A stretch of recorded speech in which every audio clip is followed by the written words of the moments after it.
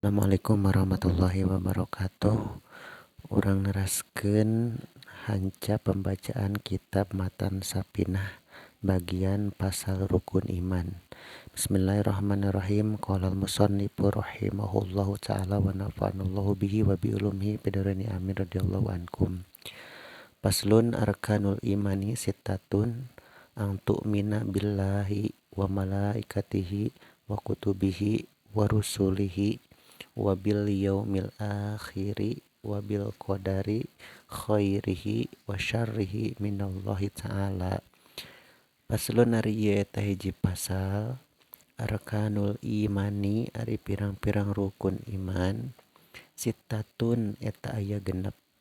Ang tu'mina kahiji kudu ngimankeun anjeun billahi ka Allah wa malaikatihi jeung ka pirang-pirang malaikatna Allah wa kutubihi jeung ka pirang-pirang kitabna Allah wa rusulihi jeung ka pirang-pirang utusanana Allah wa bil yaumi jeung kana poe al akhiri anu akhir wa bil qadari jeung kana qadar khairihi anu alus ieu qadar wa syarrihi jeung anu goreng ieu qadar minallahi ta'ala. Minallahi eta tetep ti Allah ta'ala bari maha luhur ya Allah.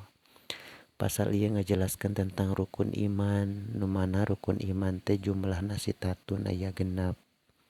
Nu genep teh ang tu'mina billahi, nu kahiji ngimankeun ka Allah, wa malaikatihi nu kadua ngimankeun ka para malaikatna Allah, wa kutubihi sareng anu katilu ngimankeun ka kitab-kitabna Allah, kitab-kitab anu dilungsurkeun ku Allah, wa rusulihi jeung anu kaopatna ngimankeun ka pirang-pirang utusanna Allah, rasulna Allah, wa bil yaumil akhiri sareng anu kalimana ngimankeun kana poe akhir atanapi poe kiamah, wa bil qadari anu kagenep ngimankeun kana qadarna Allah, khairihi wa syarrihi are qadar anu sae are qadar anu awon kedah diimankeun kedah ditarimakeun minallahi ta'ala sabab sadayana ge eta ti Allah ta'ala.